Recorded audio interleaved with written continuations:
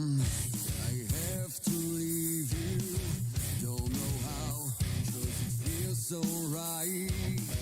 It's just you. I have to break through.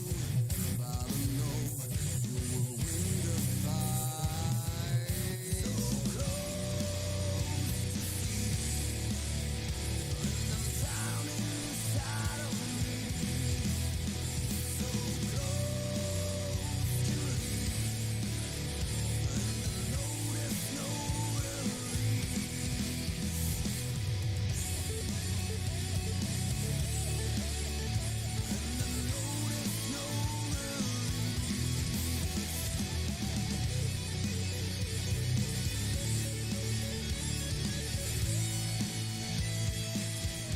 Well, good afternoon, good evening, good morning. Once again, new series for us here, the Midwest Days of Thunder Cup Series.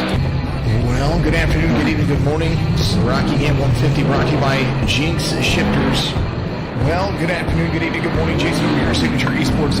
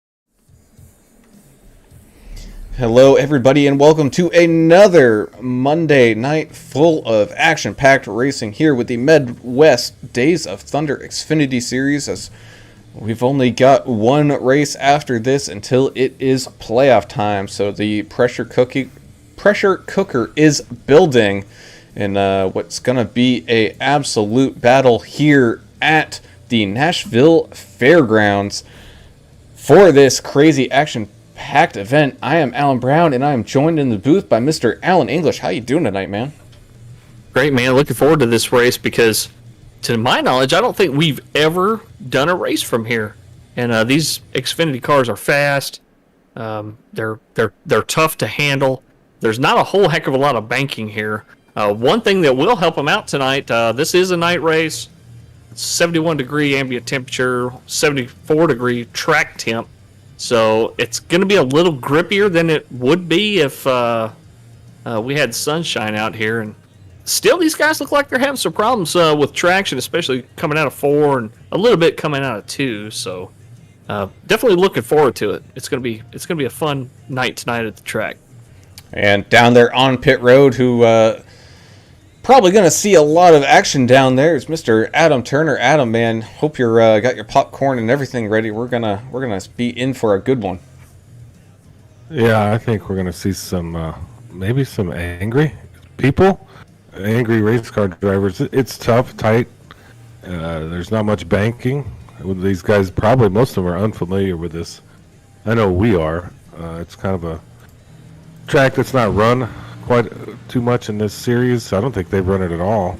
And but hey, man, we're getting close to playoffs. These guys are going to fight and battle and try to claw their way up into the playoffs, because once you're in the playoffs, you know, it's open season. It's like our new season. You have a chance to win the championship. So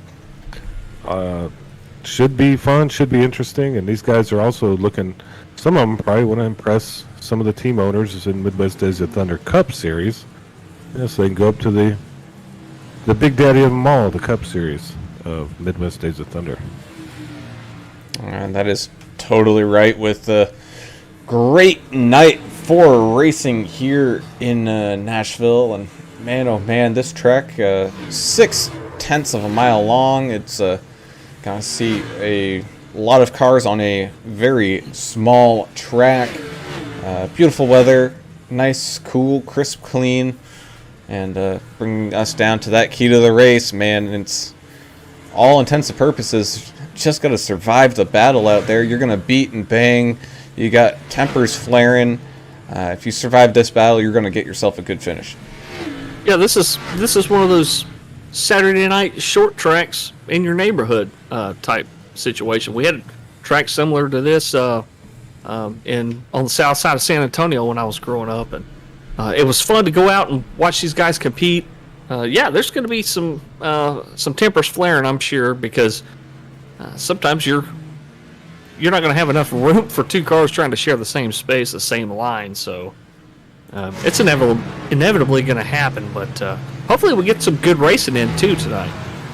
Yeah, what's really interesting there is now I know where you might have got some toughness, some fortitude. You step foot in Southside San Antonio, you better be ready. Southside of San Antonio. It was outside of 410, you know. It was it was almost in the country. You had to drive through there, didn't you? That's just dangerous as it is. But yeah, should be fun. Hopefully some fireworks. You know, I'm always down for those things. But here's the deal: can we see Mr. Davey Hendricks? What do you think he's going to do tonight? It's kind of an unknown thing. I don't know how well Davey does on the short tracks, and this is one of the short tracks that you both mentioned it. You know, this is something we haven't done yet. I just bought this track prior to this broadcast, so a lot of unknowns here. So we'll definitely see it unfold here tonight, and see if these guys want to return here. It might be fun for them. As we follow around Mike Hornbeck as he goes to put in some laps, and you can see him counter steering that car coming off of these corners, man. It's not only do these cars get loose just about dang near anywhere. Man, this is going to be a tough one for these guys. You want to carry speed, but at the same time, you don't want to wreck your car. Yeah, 84 Hornbeck running that colorful John Deere machine tonight. Yeah, talk about counter steer. Sometimes we saw it a little bit in practice. These guys coming off of 4 especially, trying to counter steer and maybe counter steering a little bit too much, and ended up in that outside wall and tearing up the right side. Adam, how are we looking tonight as far as fast repairs, and do you think it'll be enough? The answer is no. They have 1 fast repair in this series. It's 70% fuel. I think we talked about this pre-race, in the beat laboratory. I think we'd be lucky to get 16 of these guys across the start-finish line. Yeah, it's just tough. It's going to be tough. It's tight. They don't know this track. They're not familiar. And there are guys that are hungry. So it could either equal some great racing, or we could just have some kind of mosh pit out here. We don't know. So that's kind of why we're here. We're wanting to see what's going to happen.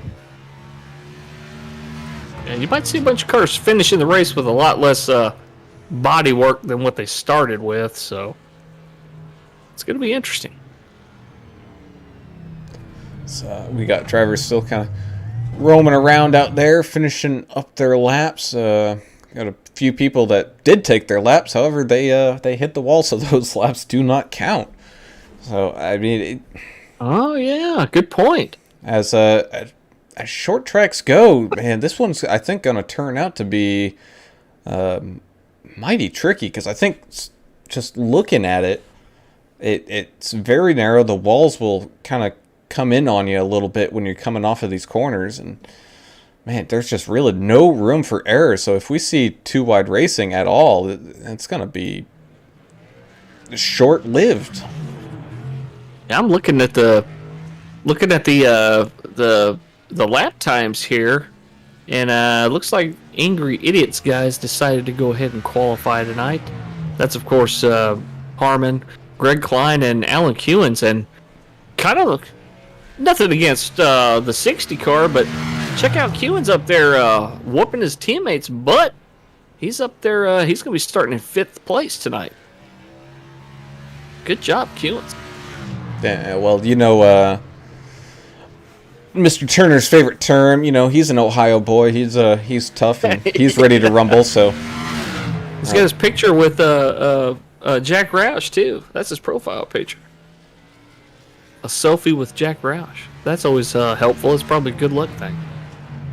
Oh, it's got to be, as Gavin finishing up his qualifying effort. Looks like he does fairly well, sliding his way up in the 4th. Ken Olsen, probably one of the last guys here, trying to put in a time as we're starting to actually run out of it a little bit. Al Corey with the best time so far. Turner, what do you think? Do you think you want to be one of the first to qualify, or do you want to kind of wait towards the end of the qualifying session to make some laps? I'm probably not going to qualify here, to be honest with you.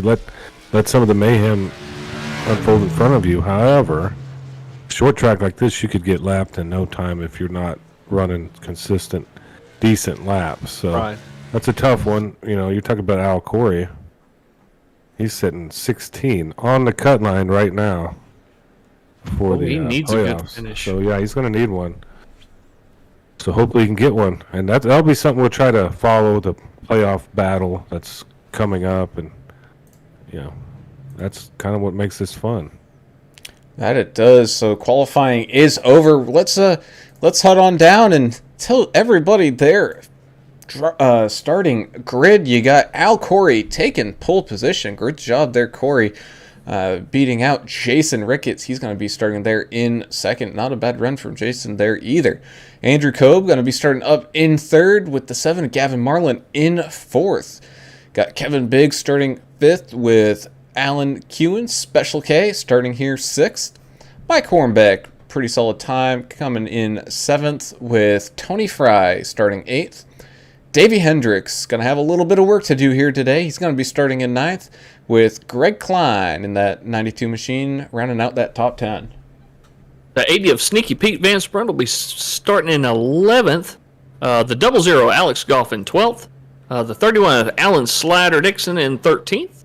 The 42 of Angel Hernandez in 14th. 73 of Tim Harmon in 15th place.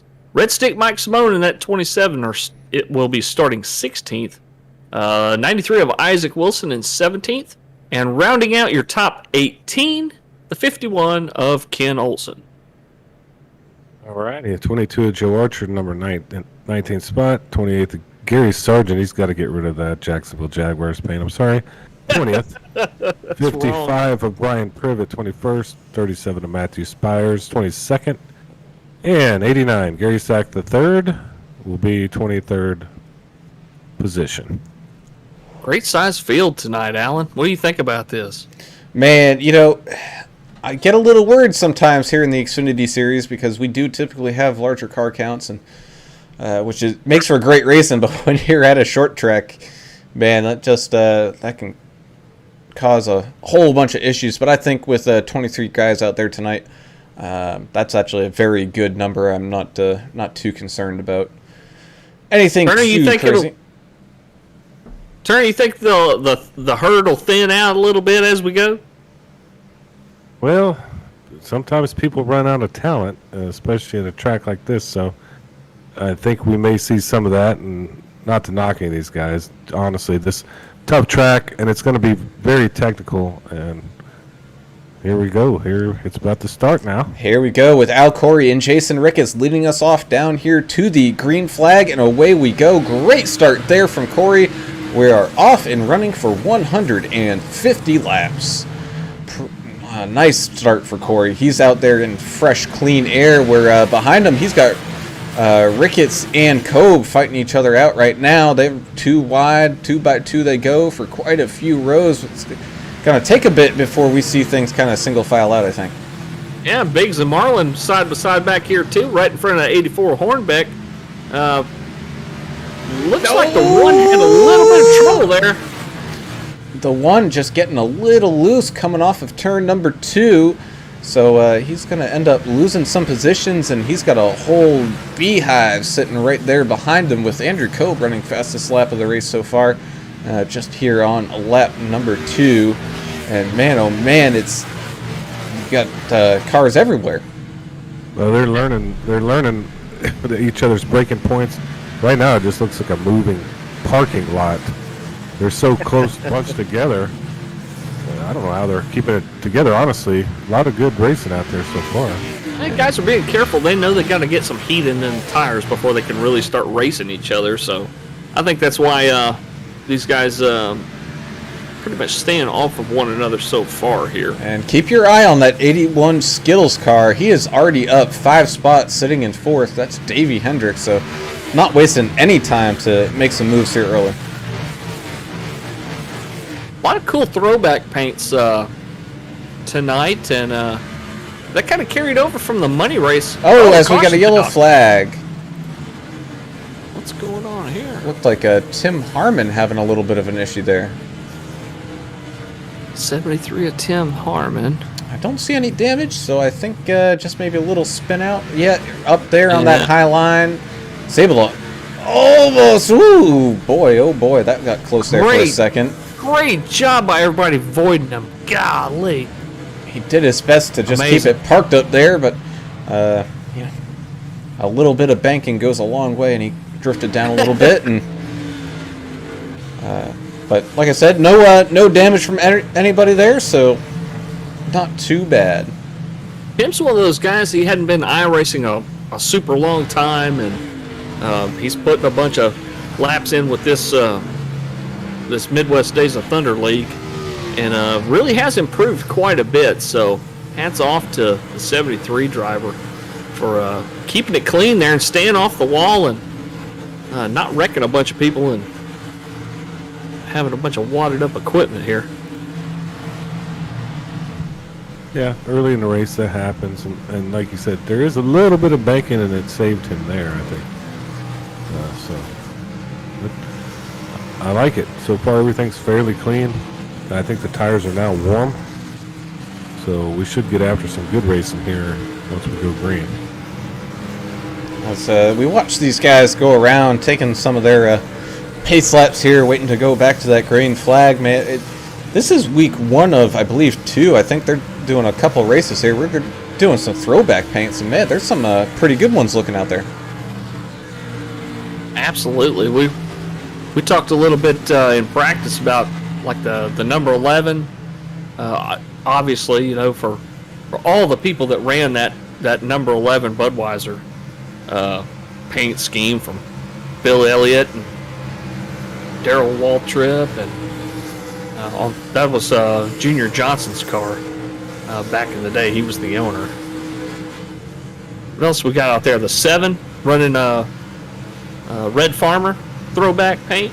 Very iconic driver. Still racing, by the way. He's been around forever. Yeah, Skittles, that looks like a throwback with Davey. Yep. The older Skittles paint.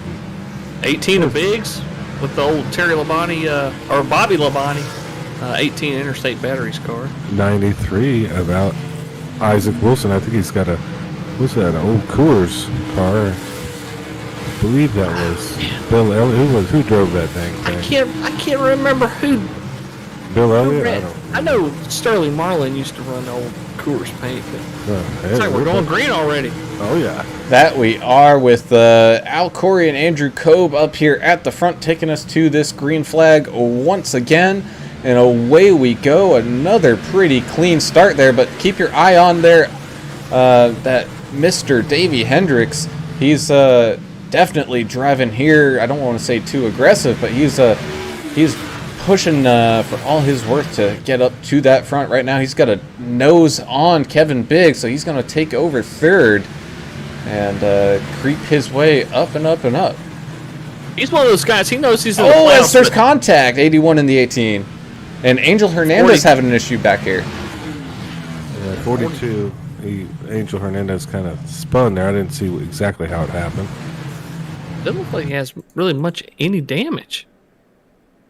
Let's see. Coming off of turn number 3. Oh, looks like Alan Dixon came off the outside wall as the 42 was coming off the inside wall, and they kind of met each other in the middle, and the 42 getting the worst out of that situation there.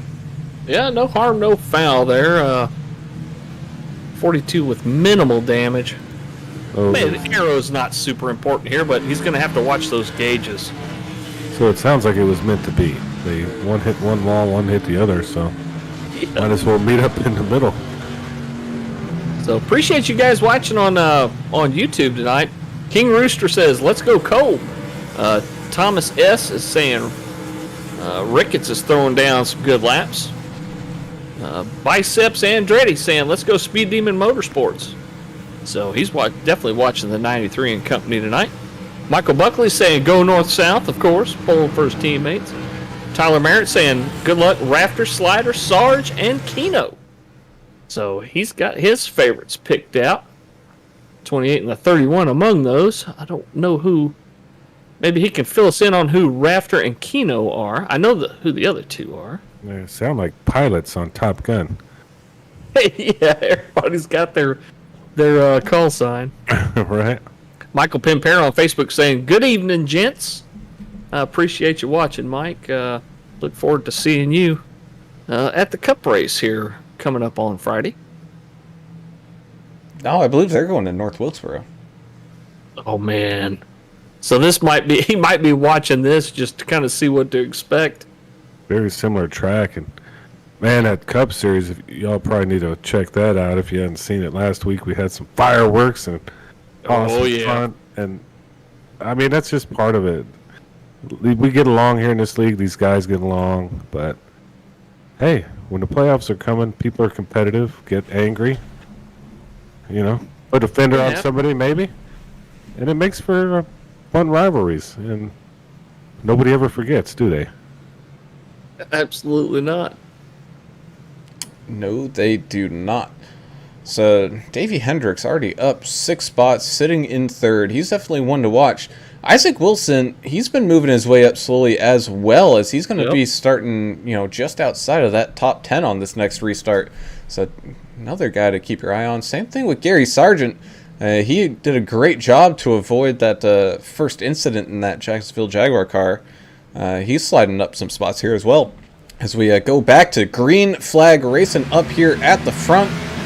Looks like we're 2 by 2 as we go into turn number 1. Doesn't look like Andrew Cobb's hanging back anymore. He got a great restart there as Davey Hendricks gets loose coming off of turn number 2. He's going to lose a little bit of time, but he's able to hang on to it. 64's around. Oh no, 93 and the 55 just crashed into each other too. Yells out.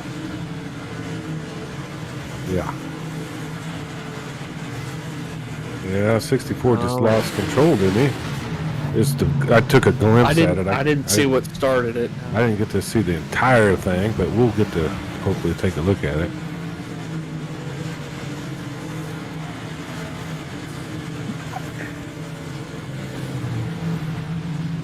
Oh, I don't know if 64 got loose. 93 just stuck it in there. I think different breaking points for different people, different strokes for different folks, if you guys remember that.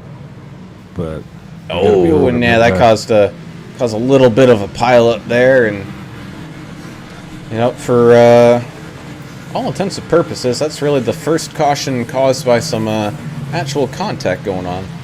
Yeah, I think 93 got a little racy there, and Privet, kind of piled in behind him. I don't know, it's a racing deal, I guess, right? 64 lifted earlier than the 93 thought he might. Could be wrong there, but no, that's kind of what I looked at it as, But hey, man, these guys did their practice, but I mean, you're not practicing with 22 other cars on the track usually, so yeah, it's hit the throttle, turn. I mean, it's quick. They're running really quick lap times here, 19 seconds. So constant movement in the cockpit with your feet and your hands and eyeballs. It could get, a little confusing at times, I'm sure, especially when you haven't put down a bunch of laps with other competitors out on the track. So informational update from YouTube. thanks so much for Tyler Merritt. He said Rafter is Al Corey's nickname, and Keno is Ken Olsen. Keno or Keno? I don't know how to say that one, but... And Thomas S. saying that Bill Elliott ran Isaac's paint scheme. Okay, yeah. Talking about that 93, so... I think you said... I think that was one of your guesses. I believe it was. I thought it was right. Yep.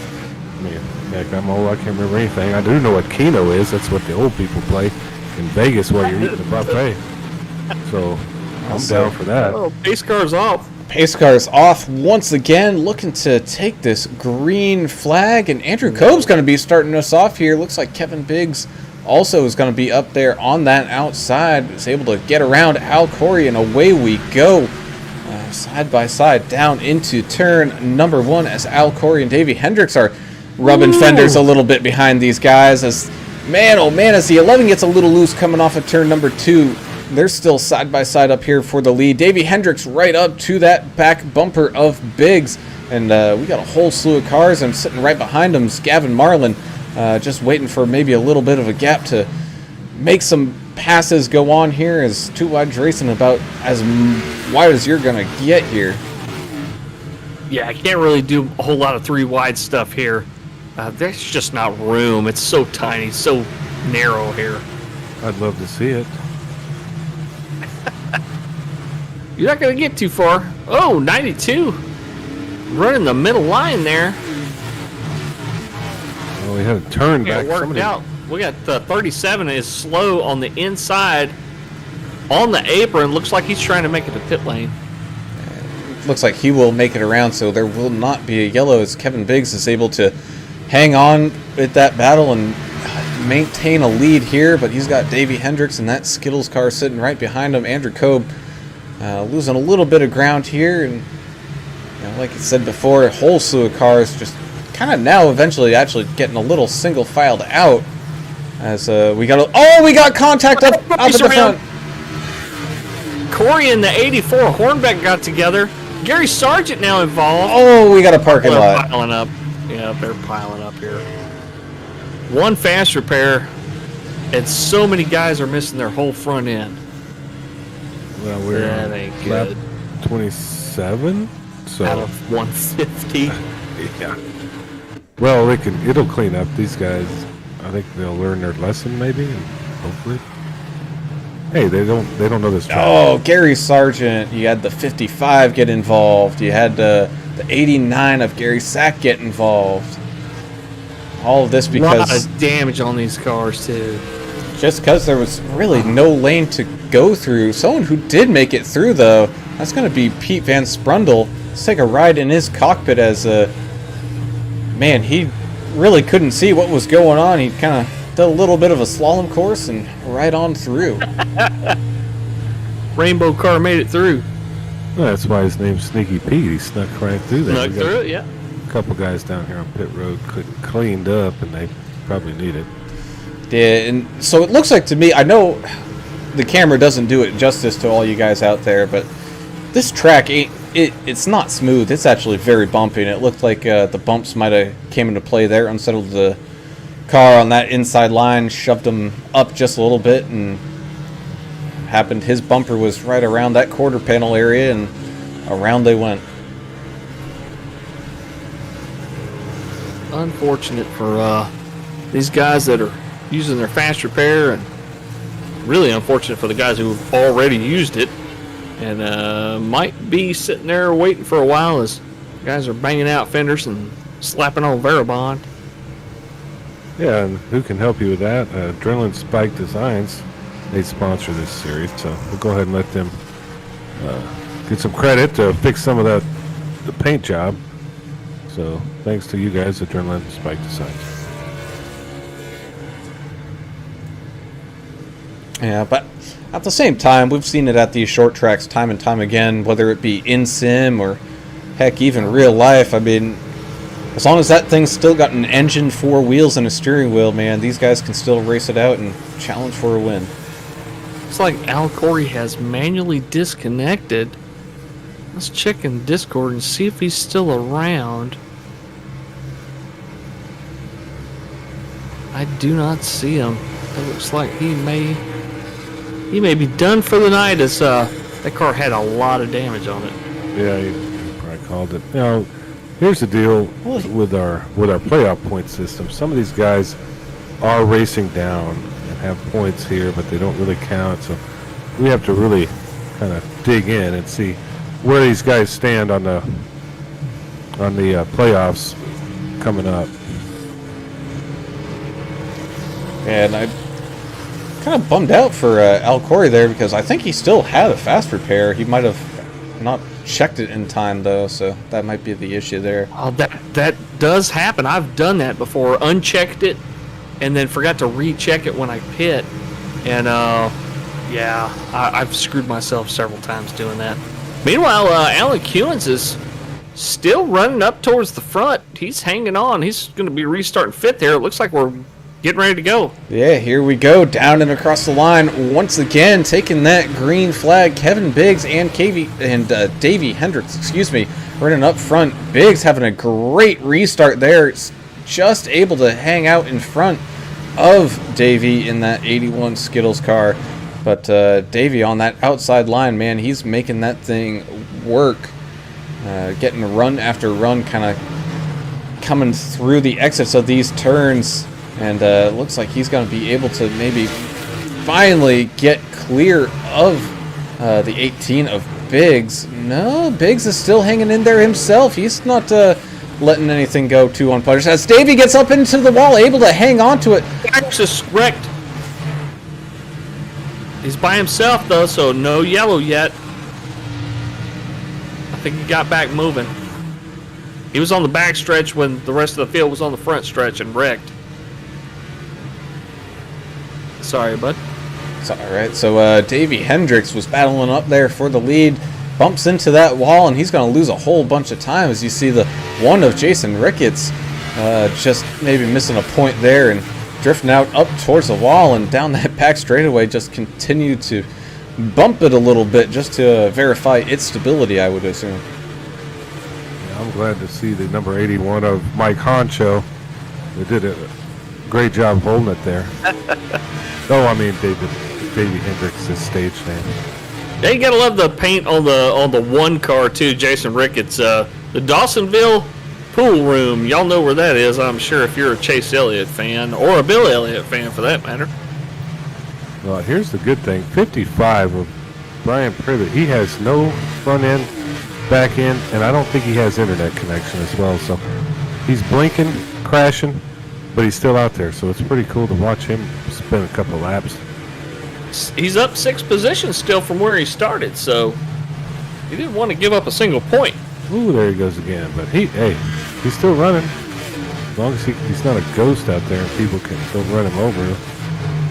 Yeah, someone's car who's seen better days but still isn't too bad. That's the 92 of Greg Klein, currently running up into 6th, able to really crack that top 10.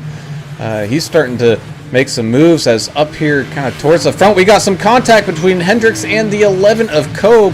That's happening all right in front of the 7 of Gavin Marlin. So Gavin Marlin's going to benefit a little bit here. And man, just when you thought the bumping and banging was over up here at the front, man, it just keeps on going. How happy do you think Davey is to get into some clean air? Now you got to worry about Gavin right up your tail. Hey, great battle back here between the 93 and the 31, banging off of each other. And got 2 cars side by side right behind them with the 84 and the 00 Alex Goff and that pretty cool TRD paint tonight. As we start to tick away some laps here under green flag, we're almost a third of the way done, and seeing a whole bunch of people and moves being made as Greg Klein does get around Pete Van Sprundle finally. And like you said, you got the 31 and the 93 still having a battle here. You got Hornbeck sitting there, who was involved in that wreck with Al Corey, and he's out there running once again. As the 93 goes way out into that wall. Well, you anticipated some problems. We got 37 Aspires, a lap car. Ooh, go 3 wide here? No, not quite. No, causing some issues, and he's not trying to. He's trying to get out of the way. But good little battle. Oh, no! Oh, no! As Hornbeck you and the go. 93 of Wilson get together. I almost believe that Wilson accidentally yeeted himself there, what we call as a pit maneuvered himself, came down on the front end, perfectly hit his bumper, and I don't think there was any ill intent there. No, the 37 was trying to stay high, but there's just not enough room to go 3 wide here. Yeah, it's one of those things. Y'all call it as you see it on the replay, but that's just my naked eye, just what I saw. Definitely, I don't think 84 Hornbeck did anything wrong. I think 93 was trying to come down off a 37, didn't realize where he was, and just kind of clipped. Looks like the 84 came up just a little bit. Oh, well, let's have an argument about it. Let's fight. Yeah. No, I don't. I think it's one of those. He might have thought he had more. Thought he had a little bit more room than he actually did. Everybody pitting but Dixon so far because he's already got a pit in. Lap 13 he pitted, and Mike Simone, same thing. He pitted just 18 laps ago or so. And Brown, I'm going to stand corrected. I think you're correct. 84 did drift up a little bit on 93. I don't think any of it was on purpose. Yeah, there wasn't really enough room there. Right. I'm going to say For Brown. what they were trying to do. Brown 1, idiot 0. Good job, Brown.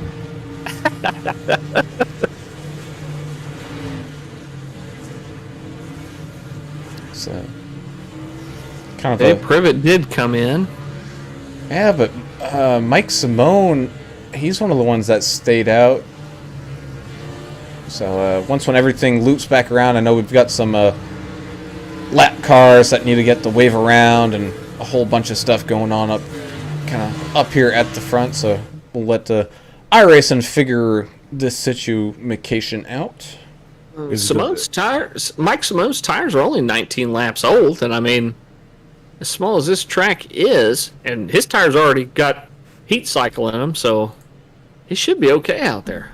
He might want to leave them, but are they staying out here for that beloved point, laps led point? Is that part of the thing that's going on here with Alan Dixon? That may be his motivation for staying out an extra lap or two. But think about it. If he does pit right after everybody else, he's going to end up at the tail end of the lead lap here. Well, not to mention, right, it was kind of looking like he was going to be kind of towards that tail end anyway, so why not give yourself some clean air and stay out? And look at that, you've got a clean front windshield right in front of you. Yeah, that's fact. Well, it sounds like we have a little action on our radio. I got my ears to the ground down here on Pit Road. I don't know what's happening, but it should be interesting to see. Like I said, I don't think anything was ill-advised on that little incident. I mean, it happens. Short track, no room, whatever. The 55 of Privet's missing his hood and his deck lid. Right. Missing And a lot of parts. his internet at times. So 64 missing his rear end. You don't really need that anyway.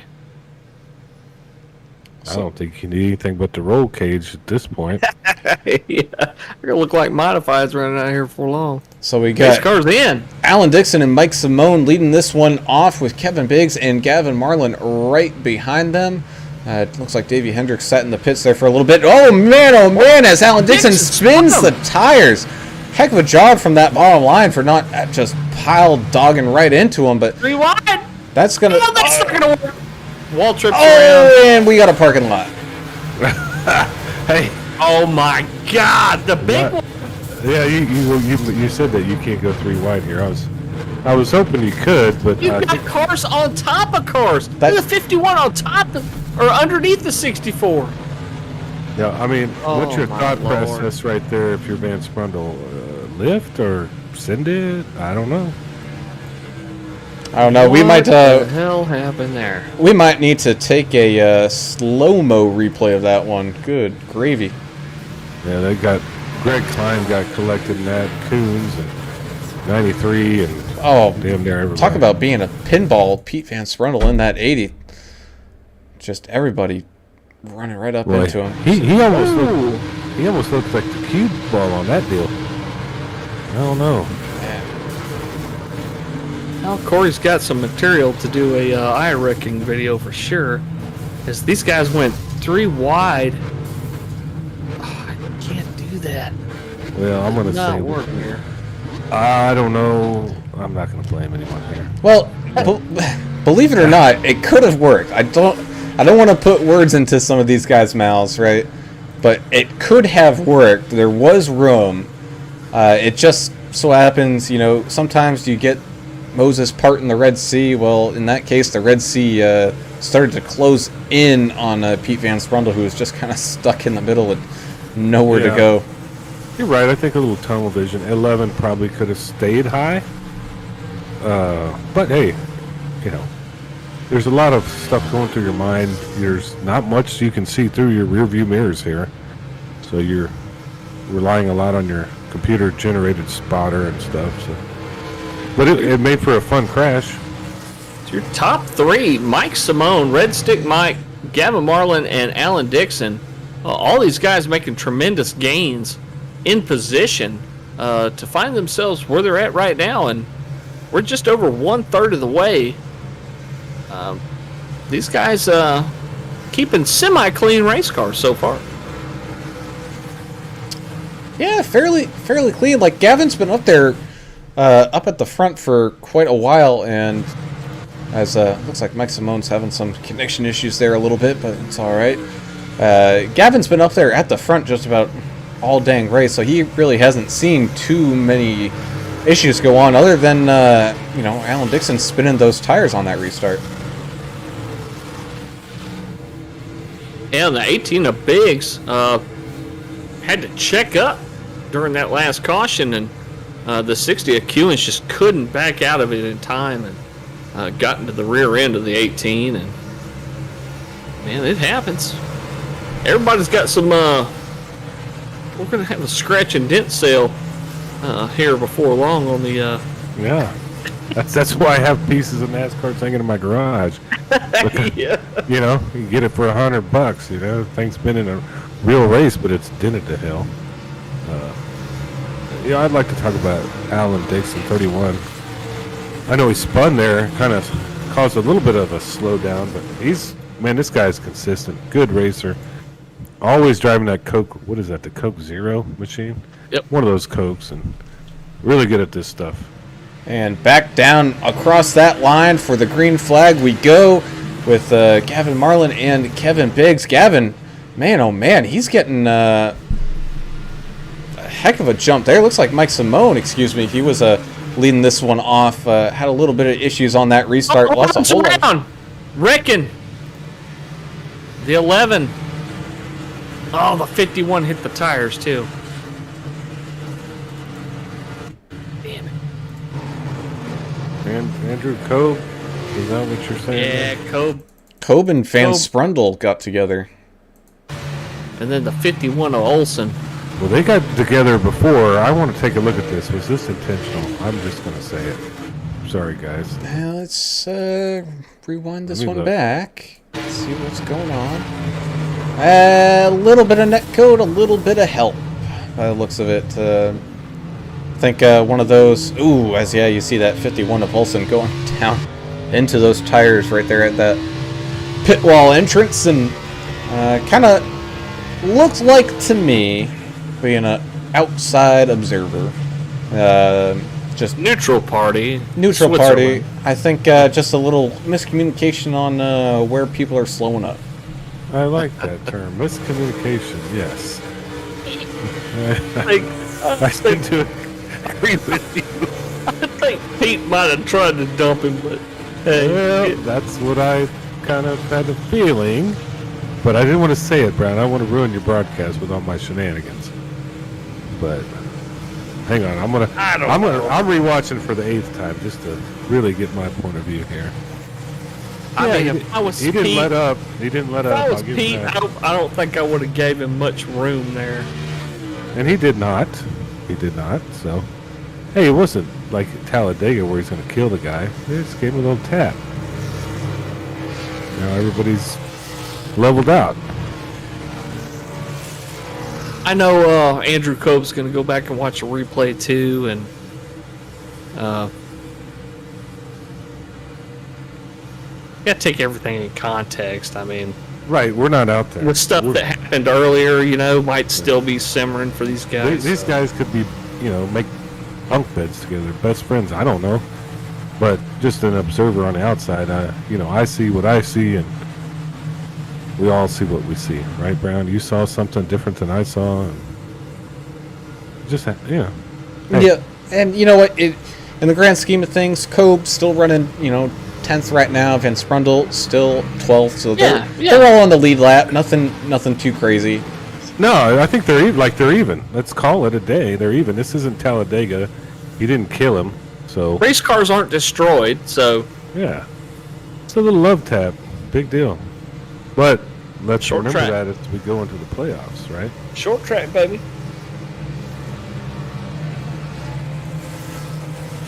I think it makes it interesting for us. Jason Ricketts just talked on the radio about how violent the bumps in the track are and how it can upset your car. So That's something you were that right about that. You were talking about the bumpiness of this track earlier. It's something we can't talk about. So that's something that could be causing a lot of issues that we don't know about because we're not out there.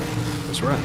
As the pace car prepares to come down, this time by, you got Gavin Marlin and Kevin Biggs leading this one off. First time we've seen Gavin really up front and leading one of these Xfinity races and getting ready to take this thing back to the green flag, and away we go. Gavin with a great restart there, able to, I think, just get ahead of Biggs, and he's going to hold on to that lead fairly easily as Special K, Alan Kewins, all the way up into third. He's having a heck of a run here. As looks like Gavin running kind of like that middle high line, leaving a gap for Kevin Biggs to try to sneak his nose up there, and he will. He's now too wide, trying to fight this one off. Battled for the lead. Davey Hendricks finds himself mired in traffic here, behind a couple of cars too wide. Got a couple too wide behind him, and man, he's hot to trot. He's ready to move. And how long do your patience wear out? Because he's got a straight race car. He's probably getting kind of impatient back here. Well, he's going to have to hang on there. I mean, Gavin's getting these great restarts. I mean, these restarts are kind of like the real Mrs. Poindexter getting her morning cup of coffee. I mean, it's just great. They're very good restarts. So Right, you're right. But Davey's really good here in the back, or in the middle. I don't know what happened. Oh, it's the 7 was looking to do maybe a little bit of a crossover coming off the corner, just not quite able to make it happen. So Kevin Biggs takes the lead of this race with Greg Klein and Alan Kewins, both teammates figuring things out. I think Kewins saying, "Hey, Greg, you're a little faster. Go on ahead. Go catch those boys, and we'll hopefully get a couple 1-2 finishes here." Hendricks on the move as he goes around Kolb in the 11, making his move on the 1 of Ricketts right now. He does have the 27 of Red Stink Mike right in front of him. Let's see how he does. He's working his way through traffic pretty handily right now. He's driving with reckless abandon, it looks like. I mean, he doesn't care. Looks He's like he giving wants people up front. room. I mean, but Well, no. I'm just saying he wants the front. That's yeah. Hell, I'm not saying he's doing anything egregious. He's just guess. really aggressive. As you got the 11 and the 1 side by side right behind Red Stick right now. Looks like they'll slowly figure some things out. And, I mean, behind them you got Alex Goff. Oh, you also got the 64, Anthony Fry. Tony Fry getting into that. I believe it was the 00 of Goff just a little bit. Both guys able to hang on to it. Fry is 1 lap down, I believe. No, maybe not. Well, they were locked together door to door there as Brown was talking. I was watching that. It's like Tony and Angel Hernandez maybe fighting for that lucky dog spot. I'm sorry. Go ahead. No, this is good action back here. 15, 16, 17, 18. It's Pete Van Sprundle. He's not giving up either.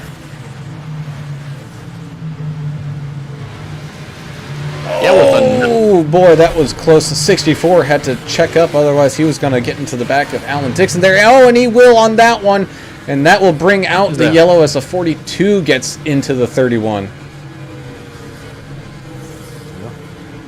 I mean, it's short track racing, and we haven't seen the kiss of death. These cars are, it's kind of like lightly getting tapped, I would call it. You know, they're not killing the cars. They're just scraping the paint and going on with it.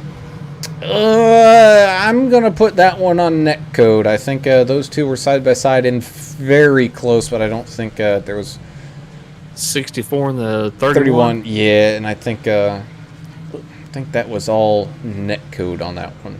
All right, what do our viewers think about this? Do we have any viewers giving That us was any pretty feedback? close. It was close. Not on this particular wreck. Oh, I'm just saying in general of the race. We haven't Andrew really heard Cope. it. Andrew Cope is coming down, and the number 1 car, Jason Ricketts. Social media has been pretty quiet since that big pile up that Thomas S. pointed out.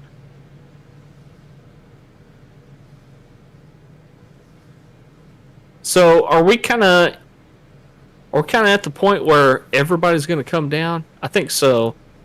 These guys have been running under green for quite some time. We're pretty close, and at least 30 laps or so. the top 9 have did not come down. So I'm looking at Hendricks. He may be one of those guys that tries to chance it and stay out here. I think they're all going to. There are 30 laps on these tires. The tires are good.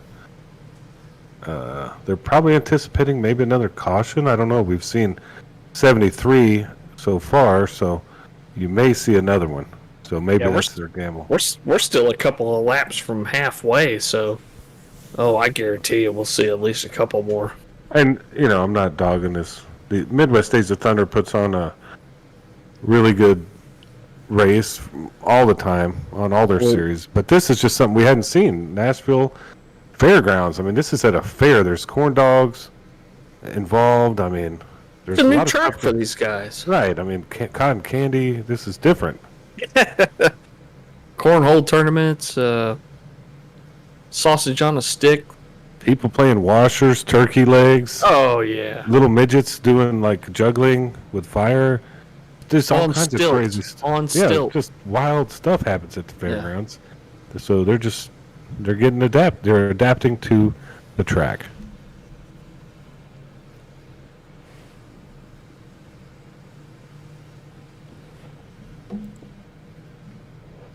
as it looks like we're a couple laps away from taking this thing back to that green flag with Kevin Biggs leading this one off. Gavin Marlin will be starting second with Greg Klein in third. Davey Hendricks was able to shuffle his way up through that traffic. He's now back up into fourth. Alan Kewins right in there, right around fifth with Mike Simone. I believe he's going to be starting here sixth. So we got whole slew of cars that have been either up at the front or trickled their way kind of up there through caution by caution, and we're in for a good rest of this race as pace car is going to be coming down this time. Yeah, my favorite game at the fairgrounds is Yahtzee. I didn't know that was very popular. It is. I didn't either, as Kevin Biggs taking this green flag. Gavin Marlin on that outside. Solid restart up at the front. Looks like kind of the back of the field was still a little staggered out from trying to figure out where they were supposed to start. Excuse me, as Kevin Biggs was able to clear Gavin.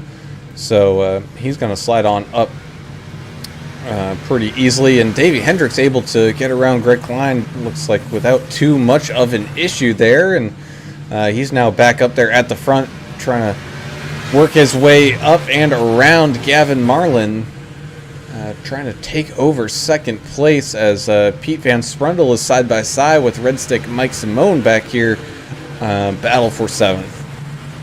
Not a whole lot of cars out here that lack damage, but you're looking at a couple of them, Mike Simone and the 00 Alex Golf. A couple of those cars that don't have much damage. Kept the car pretty clean. The 64 of Tony Fry must have used a fast repair here recently because his car looks like it's brand new. But they're kind of playing it safe. Both of those cars kind of run the high line, not really trying to pinch down the inside line or challenge anybody. They're just trying to stay alive. As you remember, our key to the race was just survive the thing.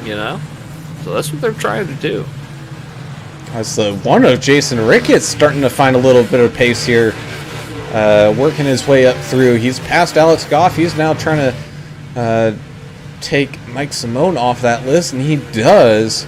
As up here at the front, Davey Hendricks able to get around Gavin Marlin, so he's now trying to chase down Kevin Biggs, and man, Davey Hendricks driving like a man possessed, picking up names and ticking them off and making these passes count.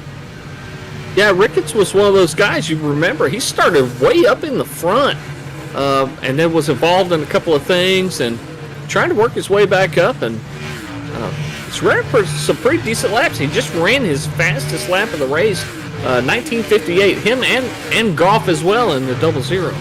Ooh, as we saw the 51 of Ken Olsen getting a little loose coming off of turn number 2, able to hang on to it, but he's going to keep kind of sliding backwards. It's something watching these guys run on tires that are 15 laps old, and they run their fastest lap of the race. That just goes to show you they're getting better. They're getting in their rhythm. They're getting better at racing this racetrack. Man, I just got back from a corny dog, and everything's going smoothly here. No crashes. Now, as looks like Greg Klein's able to start to inch his way up to that back bumper of Gavin Marlin, try to sneak his way up into the top 3, and Mike Hornbeck finding some speed here, looking to the inside of Alan Kewins. Side by side they go through turns number 1 and 2, and it looks like he will get that one done. So Mike Hornbeck driving a heck of a race here. Where's my damn corn dog, Adam? I wanted extra mustard and spicy mustard. You didn't bring me a corn dog? Well, I'd get it up there to the booth, but the spicy mustard, woo, 93's in the wall, no front end. He's holding it. That's a communism, spicy mustard. Oh, come on. On a corny dog? Just use the regular. Oh, I can deal with either, but I don't have a corn dog to put it on because you didn't bring me one. I'm working hard down here, easy. Working harder than the real Annabelle Peaches, I know. Yeah, definitely. So we got the 11 and the 1 side by side here once again. Not necessarily all for position, but saw Jason Ricketts there having some good times and making passes, but now he's starting to shuffle backwards just a little bit as some of these lap guys starting to figure out the lines that they want to run. And check out the 27 of Red Stick Mike Simone. Has not taken tires since lap 28. That's right, lap 28. So he's got the oldest tires on the field, it looks like, save a couple of lap cars that are being damaged. Oh no, that's Peaches! And that's going to bring out the yellow. The drama between the 80 and the 11 continues. Oh, I can't ask for anything better. Sorry, Brown. I'm just going to just sit Oh, that one was all on the 80. That was, it looked like the 80 came a little hot coming out of the corner into that outside wall, and in this case, the 11 just had nowhere to go. And it happens some of these times. You get around somebody, and you just feel like you're constantly being in a wreck with them, and that's the case with that 11 and the Pete Swindle. That may be what we're watching. That definitely didn't look like any. They meant to do it. It just like their cars are connected with magnets right now. Those two. Tons of cars on pit road now. How are the magnets going to work when they use these carbon fiber bodies next couple seasons? I'm curious about all that. I guess y'all aren't. I'm not going to comment because there's still going to be metal components you could still use. Andrew Cope coming out of the pits. But don't know, honestly, those two, they've been, I guess they have the same amount of skill, talent, or placement of where they started the race. They're just together a bunch here. Yeah, absolutely. And I just don't think that was something that they meant to do. Just unfortunately happened. So a couple of these cars that are coming in now, you're probably not going to see these guys pit again. Lap 92, brand new tires, full of fuel. Hendricks, Biggs, Hornbeck, Marlin, Klein, Kewins, Van Sprindle, Goff, Mike Simone, Privet. You might not see these guys back in here talking about pit road unless they have some major damage. So, And you know what? Let's talk about that pit road here for a quick second, because Mike Hornbeck looks like he took 2 tires and some fuel, and that was it. what? Well, that's Oh, different. man, that's That's a little brave. different. Yeah. Hey, try it. It's something nobody else tried. See if it works for you. 2 tires at a track like this, that's Oh, going to man. be rough. But, sometimes doing the opposite can help you if you can get the cautions and stuff to go your way. So Yeah, George Costanza did the opposite. It worked for let's him. revisit this. What? George Costanza, he did the opposite. In what It's- kind of in what kind of situation? Every situation.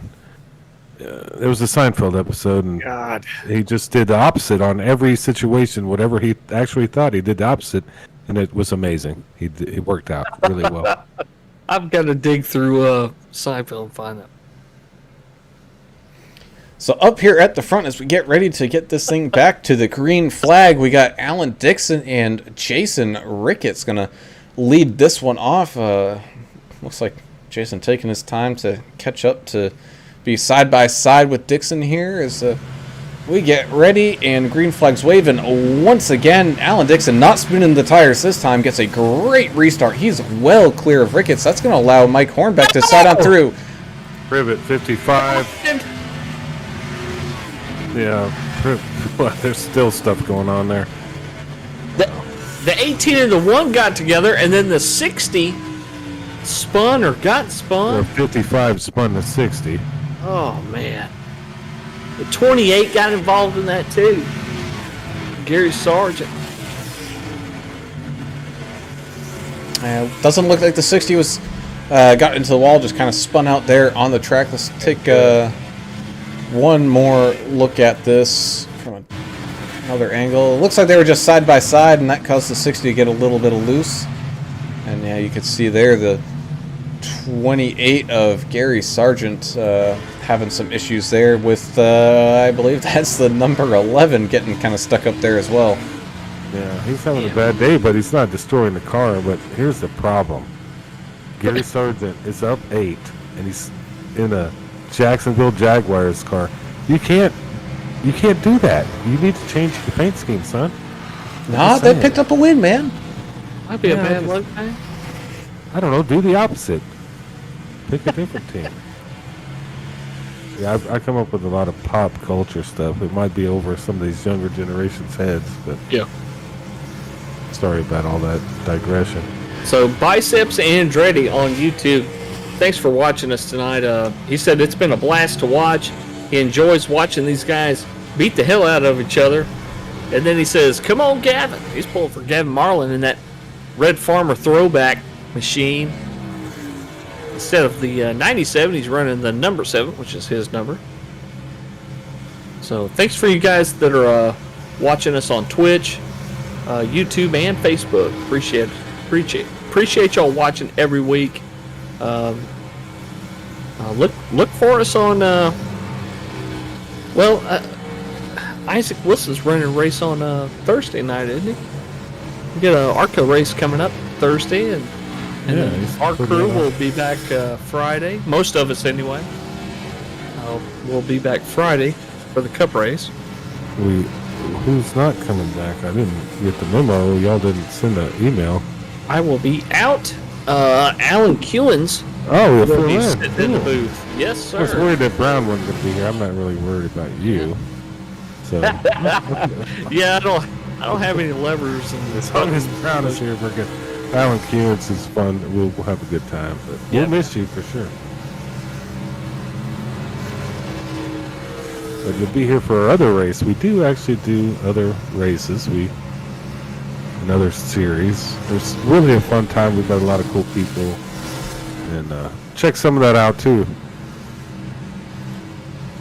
As we go back to stacking it up to wide here, Mike Hornbeck was able to get his way around Jason Ricketts, so he's going to be starting here in second.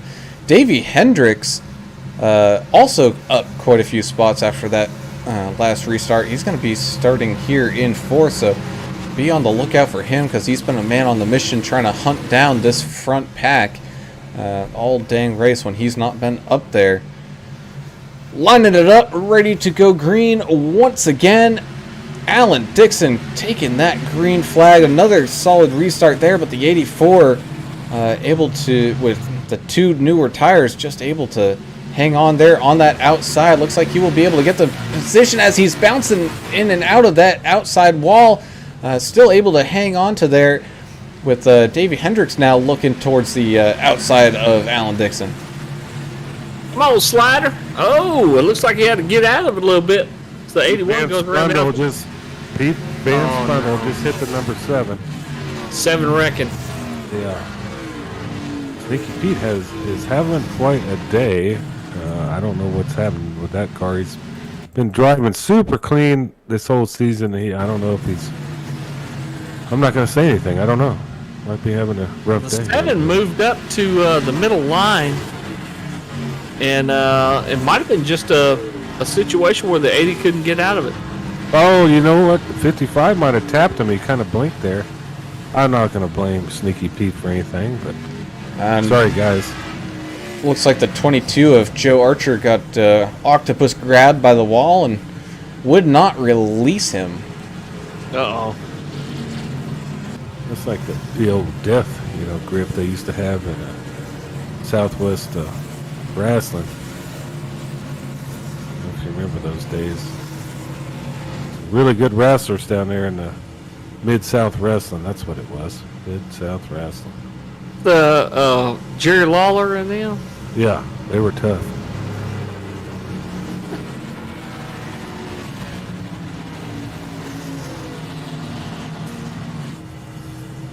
Jim Hacksaw Duggan, that was one of my favorites. Dr. Death Steve Williams. You know, he was from here. No, that wasn't him. Who's from Shreveport? Wasn't Dr. Death, was it? No, Dr. Death played football at University of Oklahoma, and that guy was an animal, basically. Really good football player and wrestler, too.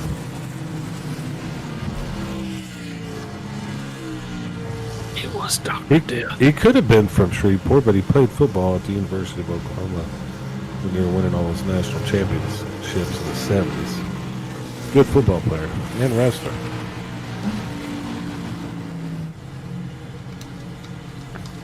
Okay, so some of these guys are wanting to move up to Midwest Days of Thunder Cup Series.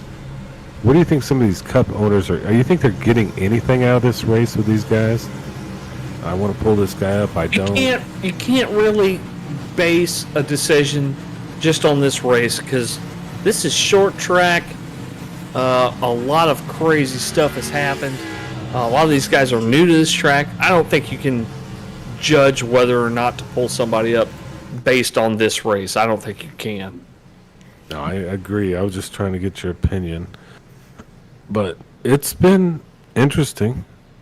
You know what I mean? There's just really kind of a weird track that I don't know what would you say what track resembles this track? Oh man, this is a mix of tracks. Got a little bit of North Wilkesboro, got a little bit of South Boston, got Thompson. Got some Thompson in there. Yeah. So looks like we're about to go green here. That we are. So heading back to this green flag running. Mike Hornbeck going to be up here at the front with Davey Hendricks. Greg Klein able to slide his way up into that kind of mix there. He's looking at, a top 3, top 4 spot as we get this thing back rolling. And Kevin Biggs just seems to be sliding backwards a little bit on those older tires, and away we go. Davey Hendricks getting a great jump on that outside, and I think immediately on this restart, the outside is kind of where you want to be, and he will clear Mike Hornbeck as Kevin Biggs getting a great run on that outside, able to get around Hornbeck as well. Yellow's out. I don't know why. I don't know. But we got some issues. Mike Honcho was getting taken off like a rocket there in the 81 car, Skittles machine. Oh man, looks like the one was involved. Let's see if I can't find his name. Take another look at it, see what happened there. Ooh, man. What caused the one kind of drifted up as the 28 was drifting down, and they got together, and that caused a little bit of a situation there on that front stretch. Yeah, the Jason Ricketts, he happened to just hit that Jaguars car. I mean, might as well. I mean, they get hit every week anyway. Jason Ricketts was asking how his front end looked like, and there's nothing left. How about that? There isn't one. Exactly. Rough night out there for him and the 28, Gary Sargent. So Davey Hendricks finds himself back up here into the lead, as it looks like the 93 is going to get a lap back here.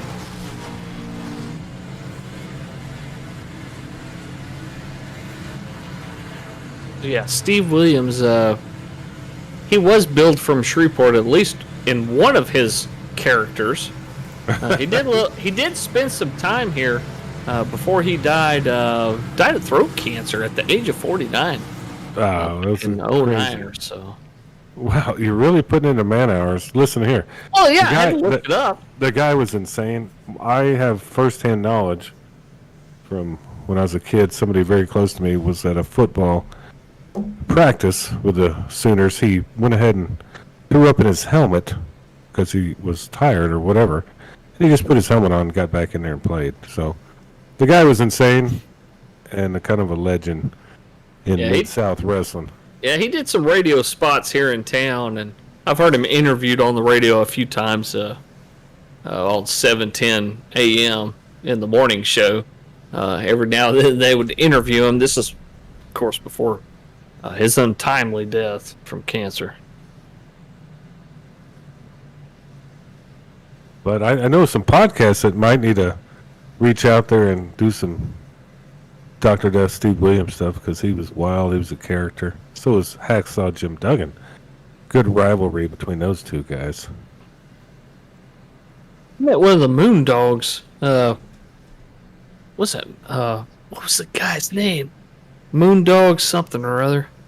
Anyway, he was restoring a house in South Texas, and I worked at a hardware store when I was in high school, and he used to come in and buy stuff. Just a giant of a man. What was his name?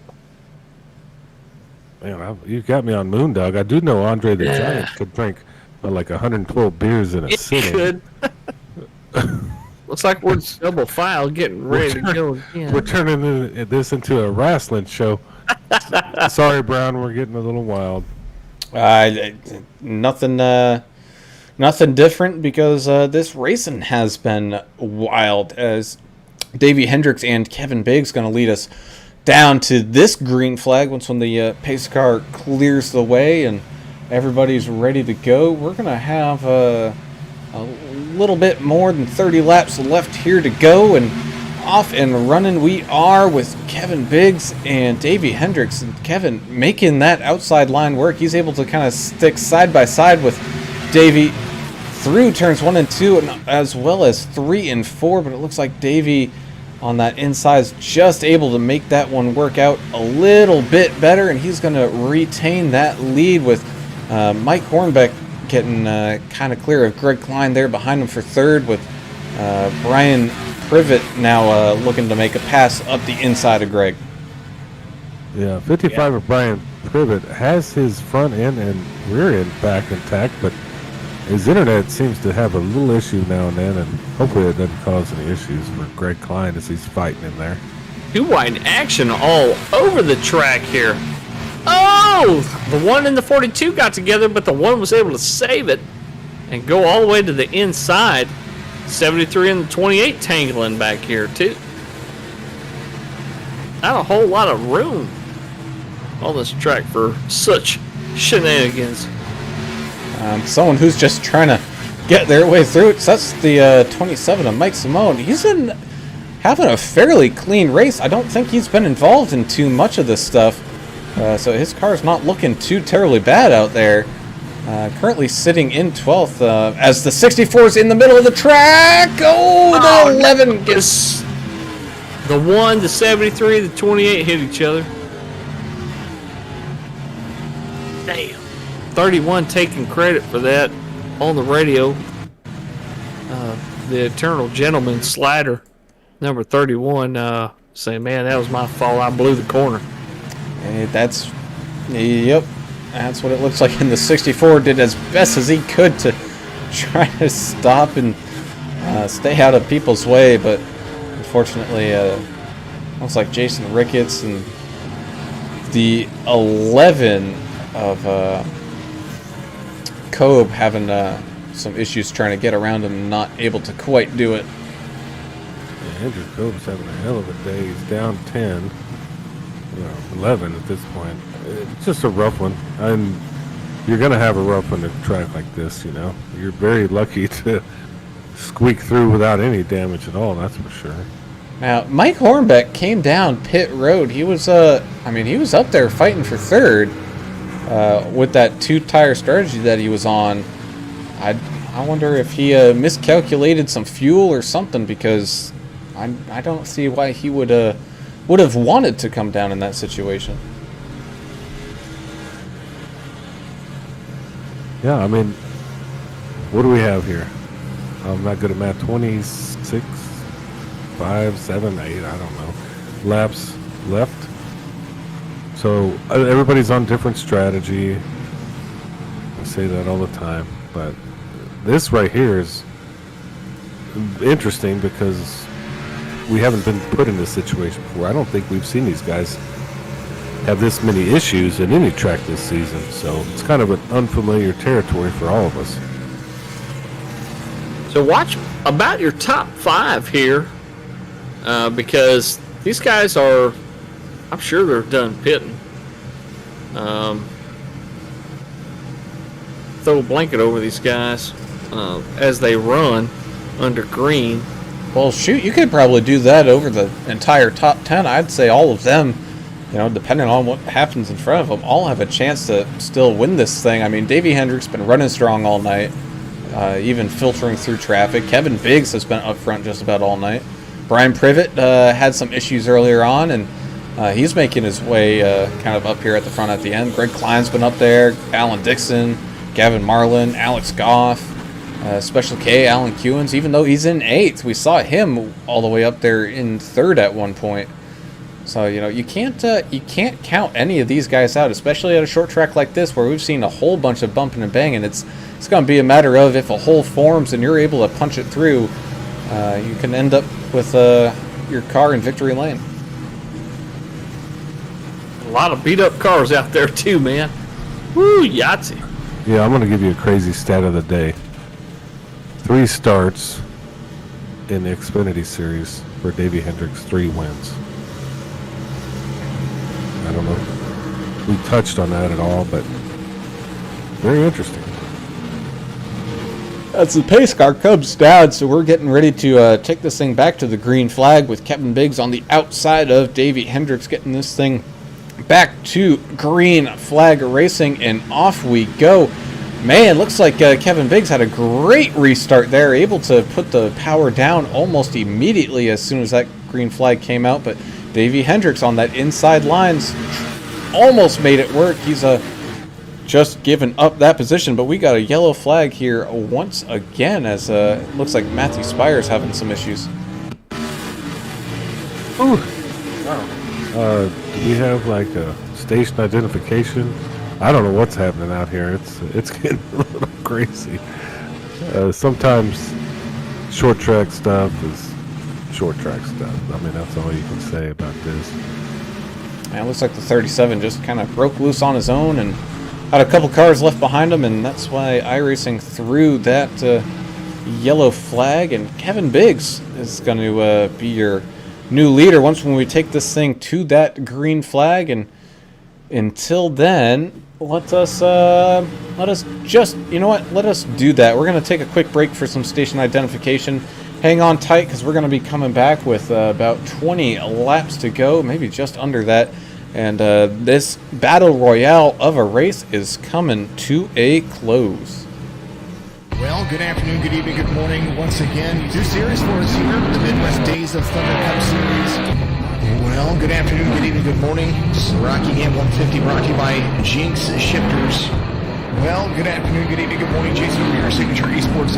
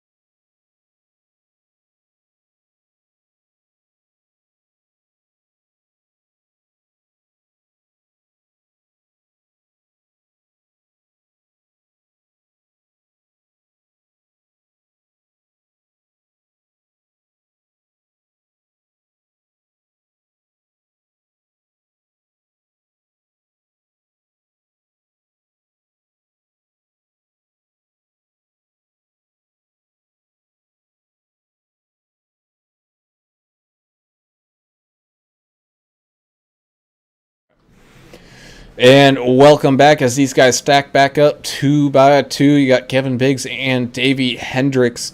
We're going to be going live with 17 laps to go, and you know what that means. It is time to buckle up, strap on those drinking helmets, and throw inhibition out the window, because it is time to go racing. 2 by 2 through 3 and 4, and across the line, taking this green flag. Solid restart for both the 81 and the 18. Side by side through 1 and 2 they go. Looks like the 81's able to just sneak ahead of Biggs up there at the front to kind of take the lead away, but don't take your eye off of Brian Privet. 3 wide back here. Vance Brundle in the middle. He got in the back of the 42. Oh, man. And we're still 3 wide as it looks like Mike Simone backed out of that situation, kind of realizing how bad it was as Pete Van Sprundle was ping-ponging between those 2 cars. 84's around. 84 and the 1 got together. Oh, man. It's Ping Pong City back here. Oh, that's actually a song. Ping Pong Pool, check that out. Max Stallings, I love that song. Ping Pong Pool, really great song. Man, that looked like Jason Ricketts might have come off the wall or something. Let's see what happened there. Oh, he got loose coming off the corner and got into the 84. And, oh boy, the 89 just kind of plowing in. The 73 of Tim Harmon, haven't said his name here much because he's just kind of been mired back here in the mess. He was able to check up in time for that, but whole slew of cars getting all involved in there. Biceps Andretti on YouTube. Thanks for the compliment, buddy. We really appreciate doing it. And this is not one of the easier races to broadcast, but we're doing the best we can, man. And thank you for the compliment. F&S at the track saying, Go Archer Motorsports number 22. So Joe's got a fan out there, and Isaac Wilson saying, "Watch me on that last wreck." Okay. I might have to check that out. On the Joe replay. Archer, Mr. Canada. I'm going to give him that moniker myself. But yeah, like you said, Brown, I put that drinking helmet on about lap 12. So. Must have had to reload that thing a couple times by now. Well, I have, but I've had help down here. There's a lot of fans down here that love us and help with everything. And Well, send really- one of them with a corn dog up here to the booth because I'm still corn dogless. He's hungry. well, you I'm can getting hangry. use that thing called the microwave. You got probably sitting next to your rig there, and you're in the booth, and just stick one in there. I don't have the technology yet. Yeah, it's I coming. need a. Do any of you guys out there that have a racing rig? Do you have a bracket so you can mount a fry daddy, like right there, so you can get some fish fillets or corn dog or tater tots or something. It's Just like a- dip it down, What like a mechanical arm where you could bring the corn dog up Oh, now you're talking. when you're ready. You keep your hand on the Where wheel. is this technology? I don't Yeah. know, but there's probably people listening that are going to make millions. Oh man, I've done said too much. I know. We're going to have to keep that on the download. I need Call a it- patent lawyer. We'll call the patent office ASAP.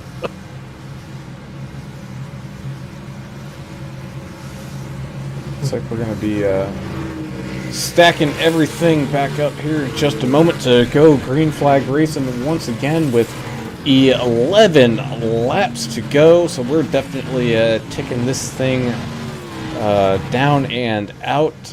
Brian Privet up there making some moves here late. He's going to be starting in third. Greg Klein's been battling it out. Alan Kewen's back up there to the top 5. Gavin Marlin's still sitting there in 6.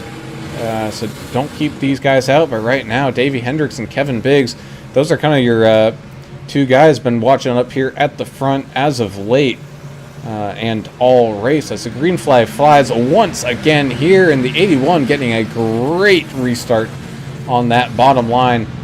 Looks like he's not quite able to clear the 18, however, and he does as the 18 gets super loose. Oh, and they get together!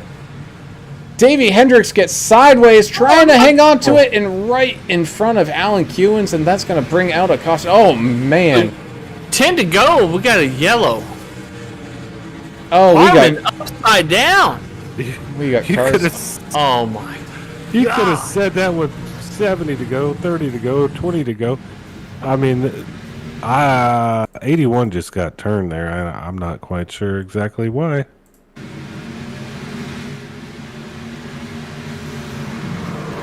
Don't know if he came down late on the 18. I don't think that was intentional. I don't think those guys have anything beef about him. But man, I don't think there's any beef there. He just tried to cross him over and looked like the 81 went down to block.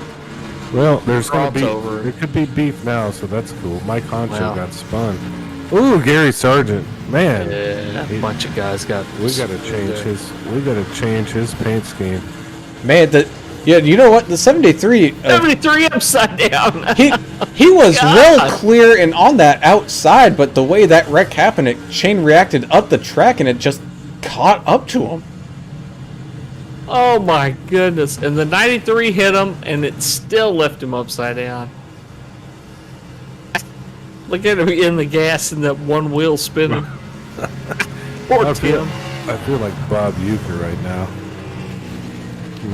Calling an Indians game. Yeah, Yeah. might have to just walk out right now. I don't know what to do. That Jack Daniels bottle is almost empty, huh? Well, yeah, Just a bit outside. Well, exactly. you know the saying though, right? Race car backwards is race car. Race car upside down, that's expensive. Yeah. Especially when you burned your fast repair already. Well, and thank God, and we would laugh a lot about this race. We've had, some good moments here, but we've also been Yeah. having some fun. But this is a great genre for guys that want to actually be in real race car driving, they can't afford it. I mean, driving a real race car is super expensive, right? And this simulates kind of the racing experience without having to spend all that money. And so these guys put a lot of heart and soul into it, but they just don't have to spend thousands of dollars trying to fix these cars. And you mention it all the time. You mention it all the time. It's not a game. It's a simulator, and you can spend as much or as little as you want to get into iRacing. It's only $10 a month. You do have to pay for cars and tracks. That cost is, it's nominal. Yeah, I mean, they put so much into improving this time after time. Every time they do an update, they improve everything. So it's an investment. You got to look at it that way. And you get in a league like-minded guys and gals like this league in Midwest Days of Thunder, and at some point after this thing, they're gonna have a good laugh. Hey, that was fun. I mean, it was goofy, but it was fun. So it is a very cool hobby or e-sport, whatever you want to call it, to get involved with. Yeah, it's both. It fits both. Yeah. As we get back to green flag racing here in just a moment, we're going to have 4 laps to go.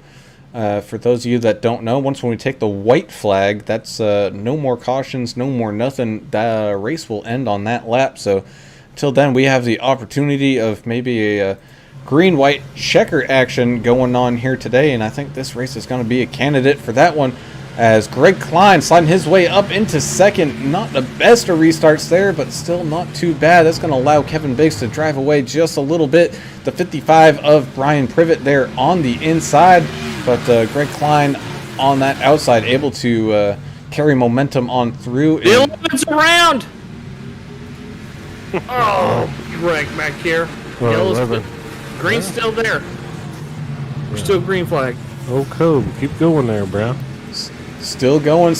Kevin Biggs still up here at the front, kind of all alone, as Brian Privet looks to the inside of Greg Klein once again.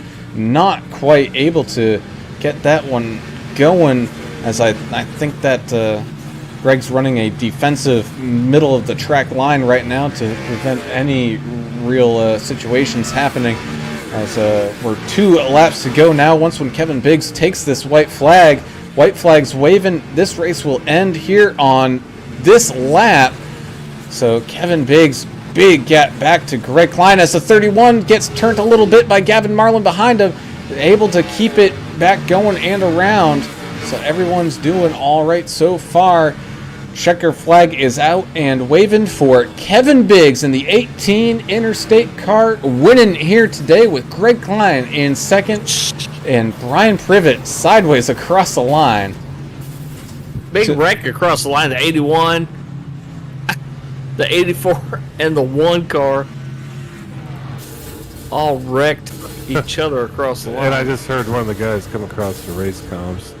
Ricketts, he just said, that was wild. Yeah, pretty much sums the whole thing up. Looks like Biggs came out with the win, though. Yeah, he did. Good for him. Line in second. Well, look at Brian Privet. Up 18 spots, the hard charger of the race, and made P3. Man, that's awesome. What a finish. Yeah, we'll get to talk to these guys and get their thoughts on kind of what went down. But look at Pete Van Sprundle. He had a rough day beating and banging. He's still 5th place. Alan Coons, he's top 10. Davey Hendricks was the... probably not happy with his position, P10. There were some things going on, but whatever. It's racing, so good stuff. So what we'll do is we'll now start to talk with our drivers here. Let's start with our 3rd place finisher, Mr. Brian Privet. Seeing you kind of get mired at the beginning there, kind of towards the back, have a few little issues, but hey, man, you still managed to finish up here in P3. The hard charger of the race, man. Congratulations. Talk about a wild ride that was this track. Yeah, I was not ready. I mean, I didn't get enough practice hours in. It's bumpy. It's real hard to run too wide. You got a guy pinching you down, and once you go in the middle of the turn, usually you're braking so late that the car inside is drifting up. So it's super hard to race here, and I didn't get enough good practice, and so I started at the back, didn't set a qualifying time. And then just had to slowly grind my way up. I got a lot better by the time I got to the end of the race. Takes a while to learn the track. But yeah, things worked out and stayed patient, and then, yeah, got a podium. So, what did you think about kind of the racing out there? I know it was rough, but how did you avoid? What was your mindset trying to avoid all the stuff that was going on out there? I mean, my mindset was just, stay aware and check up when you can, but that didn't help me out too much. I mean, I was probably involved in like 4 or 5 wrecks, but it was lucky enough that it never was like any kind of critical damage. So I didn't use my fast repair until like lap 80 or 90, whenever I decided I wanted to start working my way up to the front, risking an accident. So that's kind of how I stayed in there and dodged it, I guess, is by saving that fast repair until it was a good time to use it. We saw that with quite a few guys that had damage early, but they elected to save that fast repair to win, to a time where it would have mattered a whole lot more. And talk about tire fall off, because we don't have a whole heck of a lot of banking here. What was your sweet spot? How many laps could you guys run and still have decent tires, decent grip out there? For me, I think it was probably about just 10 laps, but I'm not too sure. I mean, I know I could stay around 20 seconds, even on really burned out tires. So once you got about 20 laps, you kind of stabilize with your times. And it's once you find the line, kind of go high in the turn, then you got to hit that low side coming out of the turn. You can save a lot of the time you lose with bad tires just by taking the right line. So. But yeah, about 10 laps is the best window, I think. Awesome, man. Congrats on the P3. Thank you, guys. And before we let you go, got any shout-outs or anything you want to do? I don't know. Shout out to, I guess, teammates Andrew, Rangel, Gary. Keeping me level-headed through the race. They're all of us just kind of staying focused that one lap down, worrying about the pace car, trying to get some repairs in, but, stay in the race. So it was a fun one, even with all the cautions. So shout out to them, and I'll see everyone next week. Awesome, man. Well, again, congratulations, and we'll see you next week. Yep. Thank you. Now let's slide up that leaderboard and head on to our second place finisher. That would be the 92 of Greg Klein. We saw you kind of up and down throughout this race, depending on kind of where you pitted and whatnot. But man, talk about a wild and bumpy ride, literally and figuratively. As we even on your car, we've seen a little bit of damage here and there, just about everybody. Yeah, I don't think there was a clean car in the whole field. It was that was tough. Short track, really bumpy, and a lot of cars. And man, you had to really work for everything you got there. Well, up 8 spots. I mean, very respectable. You're already in the playoffs because you got a win. Talk about what tracks are you looking forward to, and what tracks are you kind of dreading as y'all enter the playoffs here in not next weekend, but another week. I honestly don't know that I'm dreading any of them, but I haven't really looked at the whole schedule yet, honestly. Talladega is going to be, that's a wild card to me. Crapshoot. Yeah, there's no telling what happens there. Other than that, I mean, Watkins Glen, North Wilkesboro, Homestead, I like all those tracks. So looking forward to that. Yeah, you were running really well throughout the night. I mean, you got caught up like everyone did. But how about your teammate there, Alan Coons? Y'all seemed to work well together there at the last probably quarter of the race, and looks like you just kind of got the best of him. But how'd that play out? Were you all doing a lot of talking during that race, or how'd that work out? We were doing some talking to make sure we didn't run over each other and we didn't cause problems for the other driver. And I mean, honestly, it worked out pretty well. I was a little bit faster, and I ended up a little ahead of him, but he had a great race. Kind of felt bad for Tim. I think Tim got caught in about everything. Never could get his laps back. So all in all, though, pretty good night. I'm happy with where I finished, obviously. So we'll pack it up and stay here in Nashville and run the Super Speedway next week. Heck yeah! Congrats, man. Hey, I appreciate it, guys. That was a lot of fun. Yes, sir. Before we let you go, got any shout outs and all that? I'll just shout out to Matt Eats. It's on the car tonight. Love eating there. Good stuff. Other than that, shout out to you guys for the broadcast. Awesome job as always. Shout out to Tabor for putting this all together. It's a heck of a fun league. I'm really enjoying my time here. All right, man. Well, go ahead and enjoy it. No, we're not going to see you on Friday, but we look forward to seeing you again here on Monday and wish you nothing but the best of luck. Yeah, appreciate it, man. Well, we'll see you guys then. I'll be seeing them on this upcoming weekend, and if anybody wants me to put him in the wall at the go-kart track, I mean, highest bidder, I'll make sure and holler your name. We'll talk. We'll talk afterwards. Okay, cool. Go ahead, Brown. So now it's time for the big moment, and that's bringing in our race winner. That's going to be the 18 of Kevin Biggs, who just about all dang race, you were running up in that, kind of top 5 area, man. And congratulations pulling out the win here today. And man, oh man, that was a tornado of a race. Yeah, that was it was very frustrating at times because we'd get a 20 lap run in, and then we'd get a yellow, and then I think we had 2 longer green runs, and then I think I had a better car on a long green run, so I was looking forward to just staying green. So it was kind of hurting my strategy a little bit. This was a really, really hard track to get a long run in.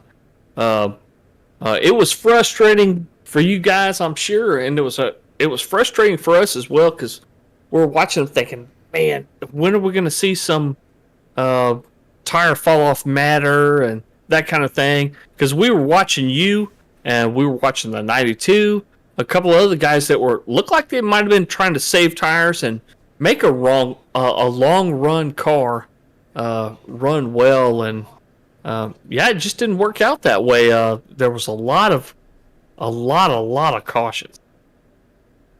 Yeah, we'd get a couple laps in, and then we'd get a caution, and it was throwing my pattern off. Like once I got in a good groove, I was good, but it was like caution and another caution, so it frustrated me a little bit because I couldn't stay in my groove. But there at the end, I know I'm probably not going to be a crowd favorite, but I felt like I had to do something. I couldn't see Mr. Hendricks win 4 in a row. Yeah. And I had a run off the top coming out of 2, and he necessarily didn't pinch me, but I had to get off the throttle just a little bit to keep from running into the back of him. And I was like, well, this is my only chance. And I didn't mean to actually hit him. I thought I could get underneath of him, and I just hated that he came back down into some cars. Well, hey, that was fun to watch, honestly. I get it. It's a racing deal, and you're explaining it very well. But keep going. But the people sitting at home, it's a short track. Nashville's actually 20 minutes away from me. I've ran around Nashville a bunch. It's my favorite track, and I wanted to win that race. And that last restart, that me and Hendricks, I was on the outside of him. I kind of didn't get a good restart, so I was already in a panic mode. So coming out of 2, I had to run it into 3 deep. You did that, but I think what about these Xfinity cars? They're pretty difficult to run on a track like this small, this bumpy. Did that play into kind of what we saw out there? Well, I noticed a lot of people were talking about, they were hating the bumps out of 2, and to me, I didn't have a good short run car. My car came together like 20 plus laps. I felt like if this thing went green for 100 laps, I could really do some good. But I actually love the Xfinity car at the Fairgrounds. I think it's perfect. Well, it looked like you did great job. Hey, you're back in Nashville next week at the Speedway, so best of luck to you there. Congrats. Yeah, thank you guys. Thank you for hosting and streaming and doing what you do. Yeah, man. Got any other shout outs you need to get out there before we let you go? Just you guys and all the admins and everybody that puts this on, and we have something, we have a race every week. I appreciate it. Awesome, man. Well, again, congratulations picking up the win here at the Fairgrounds. We look forward to seeing what you're able to do next week and moving on into those playoffs. So we'll see you. Thank you, guys. All right, boys. All right, man. Almost needed the severe weather country to sponsor this one. Like everyone got chewed up and spit out by one of them tornadoes. I'm telling you, man, there was a lot of action out there, and goodness, man, what else can you say about it? It was wild. I had fun with y'all, and I like this league, Midwest Days of Thunder. I think they do a great job. Crazy track, crazy time, but hey, it's over. On to the next one. That we are. So let's go ahead and tell everybody where their favorite driver finished here tonight, with Kevin Biggs taking home the win at his home kind of track here. Greg Klein having a solid race, finishing in second, with Brian Privet being the hard charger of the race, up a whole bunch of spots, being able to finish here, bring home a third place podium finish. Gavin Marlin, although he was kind of up and down, he finished right about where he started there in fourth, so a solid run for Gavin. Sneaky Pete Van Sprundle had some issues kind of in the middle stages of the race, but he's able to battle back through and still come home with a top 5 finish. Alan Dixon had some issues of his own, still able to come away with a 6th. Angel Hernandez, didn't hear too much about him today. I think he was just a little mired in traffic, but able to walk away 7th, with Special K Alan Kewins coming home 8th. Mike Hornbeck was running up front there for quite a while with a late pit stop. We're going to have to maybe get some background details on that later on, but he was up front for quite a bit. He's going to finish in 9th, with Davey Hendricks unfortunately getting involved there in a late incident, not having enough time to kind of fight back. He's going to be that last car in that top 10. The number 1 of Jason Ricketts in that Dawsonville pool room Chevrolet. Man, he had a great qualifying run. Started the race second. Ended up finishing 11th. But Jason had one heck of a run out there. He was up and down all night. Still pretty solid finish right there in the middle of the field. 28 of Gary Sargent. Another one of those guys that got caught up in a couple of incidents in front of him. And that Jacksonville Jaguars machine finishing 12th. 00, Alex Goff finishing 13th. 27 of Red Stick Mike Simone in 14th. The 11 of Andrew Cole, we saw him up and down all night too. Started in 3rd, finishing 15th. Probably not the outcome that he wanted, but still finished the race on the lead lap. 51 of Ken Olson, some heartbreak there as well. So he got caught up in a few wrecks, finishing 16th. 22 of Joe Archer in 17th. The 73 of Tim Harmon rounds out your top 18. I'll finish it out here. 37 Matthew Spires had a rough one. 19th. 64, another rough day, Anthony Fry. We don't see him at the bottom too much, but he's in 20th. Another one we won't see at the bottom too much is the 93 of Isaac Wilson in that Coors machine, 21st. 89 of Gary Sack III, 22nd. And, Al Corey, number 45. He started, looks like, up near the top or at the top and finished last, 23rd place. And that will bring tonight's events to a close. And we're just going to keep the campers parked here as we head over to the Super Speedway of Nashville. Next week on Monday, you can tune in on Thursday as Isaac Wilson is going to have the broadcast for the ARCA series happening here. So that race, I think, is going to be just as exciting as this one was, as we got a whole crew of guys coming through that series. And Friday we'll take it away with the Cup Series coming at you from North Wilkesboro. So whole bunch of short track racing action here this week happening. So stay tuned for the Midwest Days of Thunder Racing Series, all three of them. Definitely one to watch out for. On that note, again, special thanks to Adrenaline Spike Designs for presenting this and being the series sponsor. Go check them out for getting some paint jobs done and all that jazz. And until the next time, I'm Alan Brown, and for Alan English and Adam Turner, we're signing off. And thanks to all you guys that are watching us on the streams on Twitch, YouTube, and Facebook. We appreciate you. Y'all are the reason we do this. So on that note, we gone. See ya.